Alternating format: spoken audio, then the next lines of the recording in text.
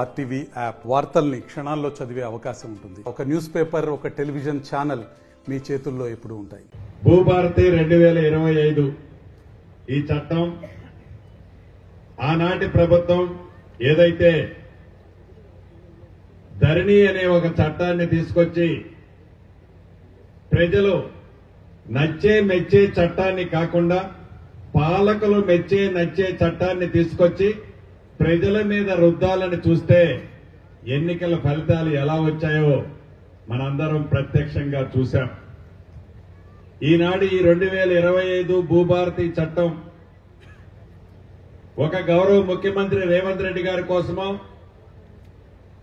ఈనాడు మీ శాసనసభ్యులు హరీష్ బాబు గారి కోసమో, రెవెన్యూ మంత్రిగా నా కోసమో, అధికారుల కోసమో కాకుండా సామాన్య ప్రజలు ఏమి కోరుకుంటున్నారు, ఏ చట్టము తెస్తే సామాన్య ప్రజలకి చుట్టమవుతుంది, ఏ చట్టముతో సామాన్య ప్రజల కష్టాలన్నీ నెరవేరుతాయని పరిపరి విధాలు ఆలోచించి దేశంలో 18 రాష్ట్రాలు తిరిగి అధికారులను పంపించి ఆ రాష్ట్రాల్లో రెవెన్యూ చట్టాల్లో మంచి అంశాలన్నిటినీ తీసుకొచ్చి వీటన్నిటినీ అసెంబ్లీలో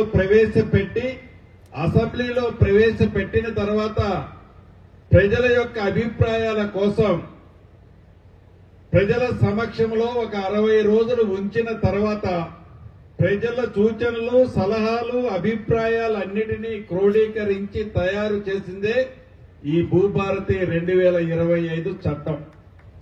ఈ చట్టం అద్భుతంగా చేశాం, కష్టపడి చేశాం. దాని ఫలితం తప్పకుండా సామాన్య ప్రజలకి కొద్ది కొద్దిగా భూములుండి కమతాలుండి గడిచిన 4-5 సంవత్సరాలలో ఏ ప్రజలైతే ఇబ్బంది పడ్డారో వాళ్ళ సమస్యలు పరిష్కారం అవుతాయని తలంచి తయారు చేసిన ఈ చట్టం ప్రతి ఒక్కళ్ళకి, ప్రతి ఇంటికి చుట్టములాగా వస్తుందని మనస్ఫూర్తిగా కోరుకుంటూ, ఇందాక గౌరవ స్థానిక శాసనసభ్యులు హరీష్ బాబు గారు అన్నట్లు చట్టాన్నైతే అద్భుతంగా తయారు చేశాం, కానీ ఆచరించాల్సింది రెవెన్యూ అధికారులు. ఈ రెవెన్యూ అధికారులు కూడా ఒకప్పుడు వ్యవసాయ కుటుంబం నుంచి వచ్చిన వాళ్లే. వ్యవసాయ కుటుంబంలోని సామాన్య రైతు కష్టాలు, బాధలు, ఇబ్బందులు తెలిసిన వాళ్లే. ధరణితో ఇదే రైతన్నలు, భూములున్న ఆసాములు చెప్పులు అరిగిందాకా కలెక్టరేట్లు, సెక్రటేరియట్లు తిరిగితే ఆనాడు మీరు నిజంగా చేద్దామనుకున్న ప్రజలకి చేయలేని పరిస్థితి ఆ ధరణి పుణ్యమాంటూ. ఈ చట్టంలో ఎంఆర్ఓ దగ్గర నుంచి సిసిఎల్ఐ వరకు ప్రతి సమస్యకి మార్గాన్ని కనుగొనే విధంగా, ప్రతి పేదవాడికి ఉపయోగపడే విధంగా ఈ చట్టంలో ప్రతి అంశాన్ని పేరా బై పేరా మెన్షన్ చేయడం జరిగింది.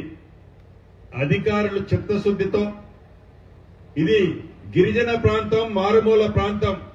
ఇందాక పైన హెలికాప్టర్లో వచ్చేటప్పుడు చూశాం, ఎక్కడ చూసినా నిర్మానుష్యంగా ఉంది. నిజంగా సీతక్క నేను అనుకున్నాం, ఇది అడవి ప్రాంతం అనుకున్నాం కదా అక్క, ఏంది చెట్లే ఎక్కడా కనపడటం లేదని. చాలా బాధాకరం. శాసనసభ్యులు అనేక పర్యాయాలు అసెంబ్లీలో మా ప్రాంతానికి పక్కనే గోదావరి పోతుంది, ఈ గోదావరి నీరు మాకైతే ఒక్క చుక్క ఉపయోగపడటం లేదు, మా ప్రాంత ప్రజలు గిరిజనులు ఇబ్బంది పడుతున్నారు, దీని మీద ఒక ప్రత్యేకమైన శ్రద్ధ ఆనాటి ప్రభుత్వం ఎలానూ తీసుకోలేదు. వాళ్ళ ఇంటికి గోదావరిని తీసుకుపోయారు తప్ప ఇక్కడ ప్రజల కష్టాలు పట్టించుకోలేదు.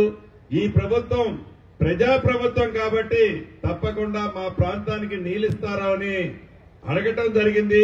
ప్రత్యక్షంగా నేను, సీతక్క ఈ రోజు చూశాం.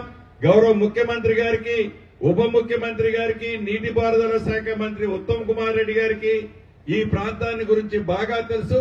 తప్పకుండా సాగునీరుకి ప్రత్యేకమైన పెద్దపీట ఈ ప్రాంతానికి ఈ ప్రభుత్వం వేస్తుందని కూడా ఈ వేదిక మీద నుంచి తెలియజేస్తున్నాను.